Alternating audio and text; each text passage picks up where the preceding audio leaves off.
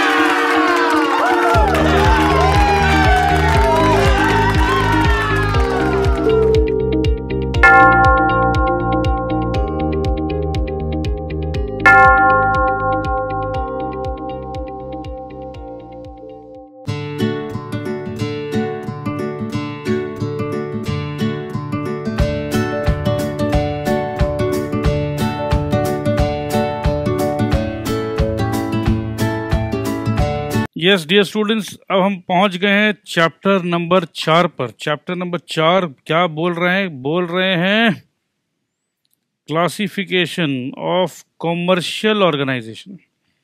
Chapter number 3 में हमने क्या पढ़ा था, profit and non profit organization. अब हम देख रहे हैं कॉमर्शियल ऑर्गेनाइजेशन मतलब क्या है, प्रॉफिट तो करना ही करना है। तो कॉमर्शियल ऑर्गेनाइजेशन में प्रॉफिट करना है। अब क्लासिफिकेशन क्यों, क्योंकि बहुत अलग अलग स्टाइल के ऑर्गेनाइजेशंस होते हैं, ठीक है। बस अभी पढ़ेंगे तुरंत समझ में आ जाएगा। अर्लियर चैप्टर में हमने पढ़ा था profit and non profit organisations, ठीक है, अर्लियर चैप्टर में। अब हम बात कर रहे हैं कॉमर्शियल ऑर्गेनाइजेशंस का मतलब ही है प्रॉफिट ऑर्गेनाइजेशंस, ठीक है जी। यहाँ तक तो कोई दिक्कत नहीं है समझने में। Definition of a commercial organization, अब यार वापस से ही रिपीट होने वाला है, गारंटी कर लो, क्योंकि नया नया डेफिनेशन कहाँ से आएगा। प्रॉफिट करना है, कॉमर्शियल मतलब प्रॉफिट मतलब बिजनेस एक्टिविटी, वो सभी होना चाहिए। देखो, organizations which undertake commercial activities are known as commercial organizations, ठीक है जी। Their main motive is to earn money, okay जी।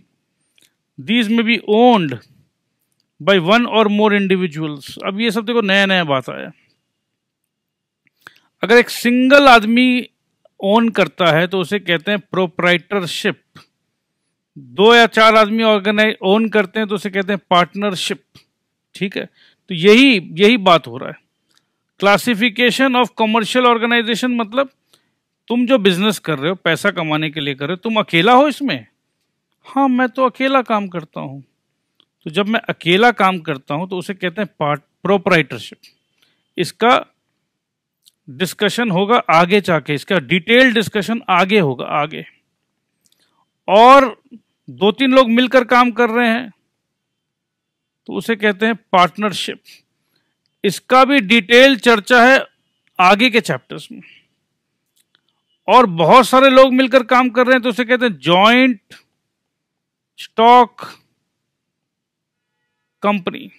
इसका भी चर्चा है आगे वाले चैप्टर्स पे। तो भाई ये चैप्टर क्या, ये चैप्टर कुछ नहीं, सिर्फ इंट्रोडक्शन है, 2 पेज का चैप्टर, देखो 2 पेज का। सो डिटेल डिस्कशन होगा।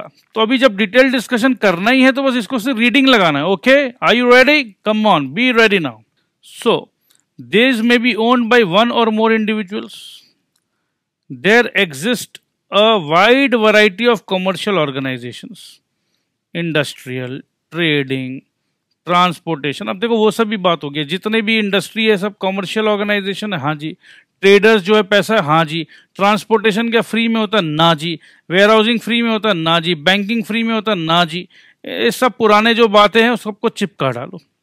सो कॉमर्शियल ऑर्गेनाइजेशंस में भी माइक्रो, स्मॉल, मीडियम और लार्ज, ये तो हम पढ़ चुके हैं। छोटा, बड़ा, लार्ज, हैवी, लाइट वेट, ये सब पढ़ चुके हैं। माइक्रो बोल लो, मीडियम बोल लो, स्मॉल बोल लो, ये सब क्लासिफिकेशन है, बोलने का तरीका है, बोलने का तरीका, ठीक है। भावनाओं को आप ऑलरेडी समझ चुके हो। सो अब हम क्लासिफाई जो करेंगे on the basis of ownership. कहने का मतलब है कॉमर्शियल ऑर्गेनाइजेशन। कॉमर्शियल ऑर्गेनाइजेशन का मतलब है पैसा कमाना जरूरी है। अब पैसा कमाने का ऑर्गेनाइजेशन ओनरशिप के भाषा में, ओनरशिप के भाषा में, सो ओनरशिप के भाषा में commercial organizations can be classified as private sector, public sector and joint sector। ठीक है जी। तो पहले तो भैया private sector, public sector, joint sector. कुछ नहीं समझ में आया सर? कोई बात नहीं, अभी प्राइवेट सेक्टर के बारे में बता रहे हैं बच्चा। प्राइवेट सेक्टर क्या होता है? प्राइवेट मतलब जो नॉन गवर्नमेंट, हम और आप जो है गवर्नमेंट के इंसान नहीं, वी आर प्राइवेट पीपल। सो जो हम बिजनेस कर रहे हैं वो प्राइवेट सेक्टर में आएगा। These undertakings are owned.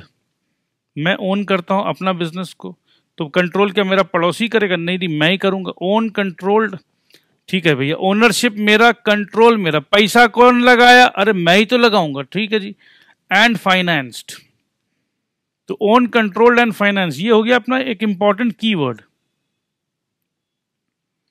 By private businessman, ठीक है जी। Private sector, private businessman. There is no government participation in them. सरकार से कोई मतलब नहीं। गवर्नमेंट, अरे एक बात बताओ, नरेंद्र मोदी क्या, मैं क्या बिजनेस कर रहा हूं, नरेंद्र मोदी जी को मेरे बिजनेस में इंटरेस्ट होगा क्या? नहीं। नरेंद्र मोदी जी को इंटरेस्ट होगा भैया टैक्स देते रहना भैया टाइम पे। टैक्स नहीं दोगे तो नाराज हो जाएंगे जी, उठा के ले जाएंगे आपको पुलिस थाने पे। So there is no government participation in them. The main motive of private sector undertaking is to earn profits. Their main features are as under। ठीक है जी। मेन फीचर क्या क्या है? मेन फीचर क्या है? Private ownership and control. Private मतलब मैं private बंदा। अ private sector undertaking is fully owned and controlled by the private entrepreneurs. Entrepreneurs जो रिस्क लेके काम करना चाहता, मैं अपना काम अपना रिस्क पे कर रहा हूँ यार। It may be owned by one individual or by a group of individuals jointly. One individual तो sole proprietorship, group of individual तो partnership. When owned by one person, it is called sole proprietorship. देखो भैया आ गया ये वाला बात जो मैं बोल रहा था, sole proprietorship. A group of person may jointly own the firm in the form of joint Hindu family business। अच्छा, ये कैसे भूल गया जी? ये भी तो होता है। या पार्टनरशिप, या जॉइंट स्टॉक कंपनी और कोऑपरेटिव सोसाइटी, ठीक है। तो ये इतने सारे फॉर्म्स होते हैं। Sole proprietorship, joint Hindu family, partnership, joint stock company और cooperative society. These are all private ownership, ठीक है जी। मोटिव क्या होता है? प्राइवेट मोटिव क्या है? मोटिव, अरे भैया पैसा कमाएंगे ना। कॉमर्शियल ऑर्गेनाइजेशन का बात करें, पैसा कमाना ही है, ठीक है। तो मेन इज अर्निंग प्रॉफिट्स, ठीक है। प्रॉफिट क्या होता है? रिवॉर्ड है। क्या चीज का? जो रिस्क लेते हैं हम, या जो कैपिटल लगाएं, पैसा लगाएं, उसका रिटर्न, रिटर्न ऑन कैपिटल, ठीक है जी। State, no state participation. अब स्टेट मतलब जिस स्टेट में रहते हैं वो नहीं, स्टेट का मतलब यहां पर होता है गवर्नमेंट। स्टेट का मतलब है गवर्नमेंट, स्टेट गवर्नमेंट बोलो या सेंट्रल गवर्नमेंट बोलो।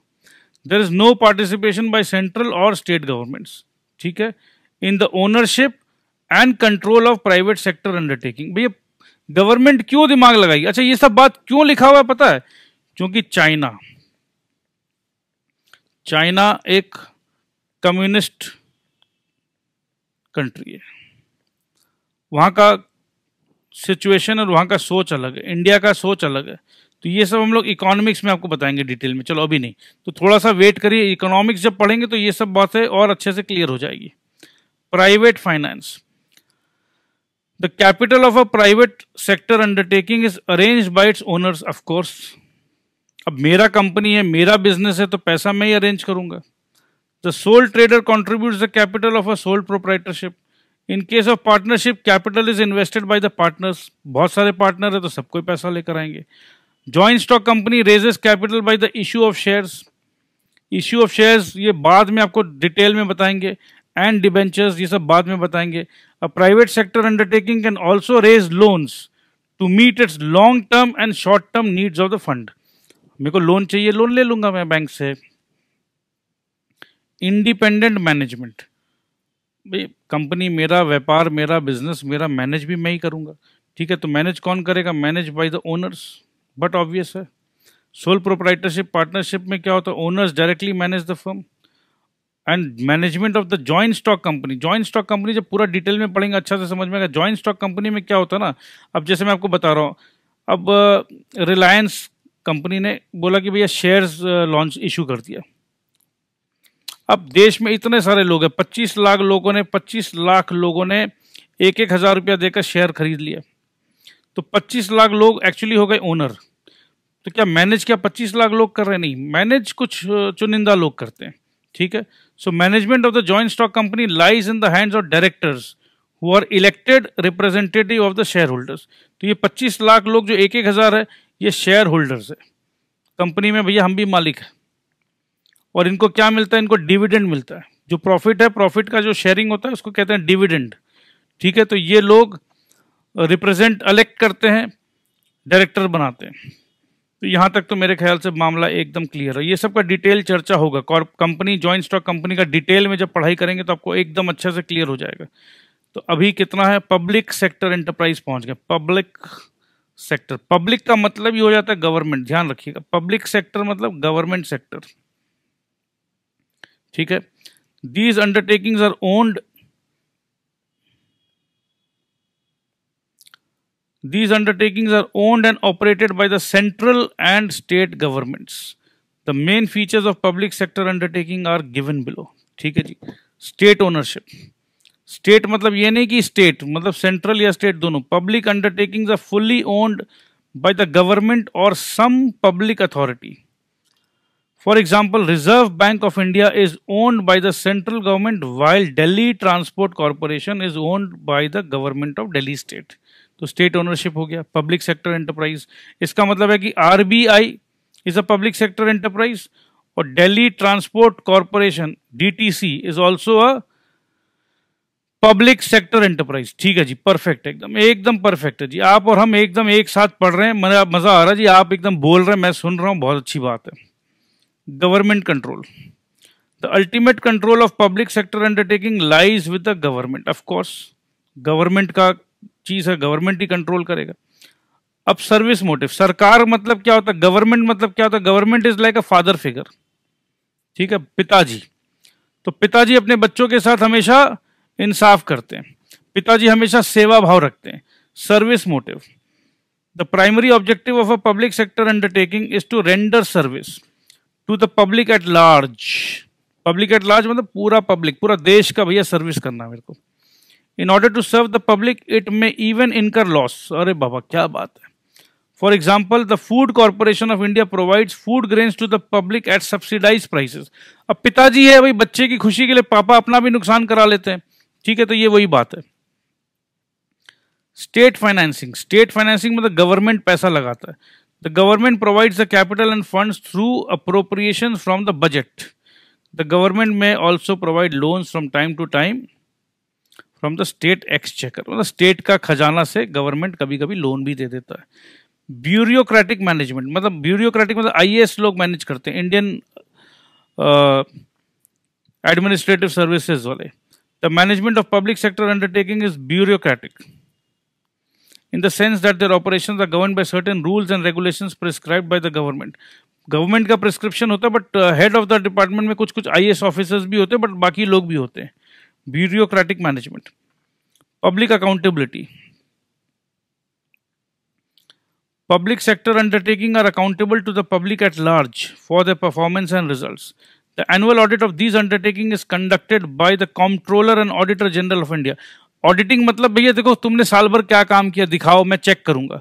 ठीक है, तो प्राइवेट वाले को तो चार्टर्ड अकाउंटेंट्स लोग चेक कर लेते हैं, और ये गवर्नमेंट वाले को Comptroller and Auditor General of India. Moreover, their annual reports are subject to discussion in the Parliament or state legislature. Parliament में डिस्कशन भी हो सकता है. ठीक है, जैसे रेलवेज का डिस्कशन होता है, रेलवे का बकायदा पूरा बजट निकलता है. Joint sector enterprise. जॉइंट मतलब क्या है? पब्लिक एंड प्राइवेट दोनों मिला के. गवर्नमेंट एंड पब्लिक मतलब प्राइवेट लोग, जिसको हम लोग पब्लिक कहते हैं. Joint sector consist of business undertakings where the ownership, control and management is shared jointly by the government, the private entrepreneurs and the public at large. Indian Oil Corporation, Cochin Refineries and Gujarat State Fertilizer are example of joint sector undertaking in our country. अब आप लोग को एक काम दे रहा हूँ, homework दे रहा हूँ. आप लोग के पास गूगल है, गूगल में आप लोग देखिए कि joint sector enterprise of India. यहाँ पर अपने पास 3 एग्जाम्पल है. ठीक है, आप लोग गूगल में जाके और एग्जाम्पल देखिए. ठीक है, the main features of joint sector enterprises are as follows. Mixed ownership. Of course mixed तो है क्योंकि गवर्नमेंट भी है, प्राइवेट एंटरप्रेन्योर्स भी है, investing and the investing public jointly own a joint sector. Investing public मतलब शेयर्स इशू होता है और पब्लिक शेयर्स खरीदते हैं. शेयर्स खरीदना मतलब पैसा देना. पैसा आया एक जॉइंट कंपनी के पास. तो example government Ratan Tata, private में रतन टाटा भाई बड़ा बिजनेसमैन, और कुछ कुछ पैसे लेट से 500 करोड़ रुपया हमने उठाया जनता जनार्दन से. ठीक है, जनता जनार्दन ने शेयर्स खरीदा. कंबाइंड मैनेजमेंट, तो मैनेजमेंट भी कंबाइंड होगा. ठीक है, कंबाइंड मैनेजमेंट में the management and control of a joint sector enterprise lies with the nominees और representative of the government. Government किसी को, जैसे भैया मेरा कंपनी है, मैं किसी अपने भतीजे को, चाचा को, ताऊ को, रिश्तेदार को, दोस्त को बोला भैया एक काम करना, इस कंपनी में तू बैठ जा मेरी तरफ से. तो nominees of the government, private businessman and the public. Share capital. अब ये शेयर कैपिटल मतलब इस कंपनी में जो जॉइंट सेक्टर कंपनी, इसमें कितना हिस्सादारी है. The shares of the government, private businessmen and the public in the capital are 26%. तो गवर्नमेंट कितना? गवर्नमेंट का 26%. ठीक है, प्राइवेट बिजनेसमैन का कितना? 25%. तो गवर्नमेंट और ये मिलाकर कितना हुआ? 51. और बाकी पब्लिक का कितना? 49. The aim is to pool the financial resources and technical know-how of the state and private individuals. तो मिला जुला के काम करेंगे, कुछ अच्छा होगा. तो मेरे ख्याल से ये चैप्टर भी हमने मोर और लेस कवर कर लिया है, कंप्लीट कर लिया है. तो आज के लिए मेरे ख्याल से एक बार यहीं रोकते हैं. ठीक है, उसके बाद नया चैप्टर नया दिन में स्टार्ट करेंगे. So thank you very much. I love you all. Bye bye. Take care.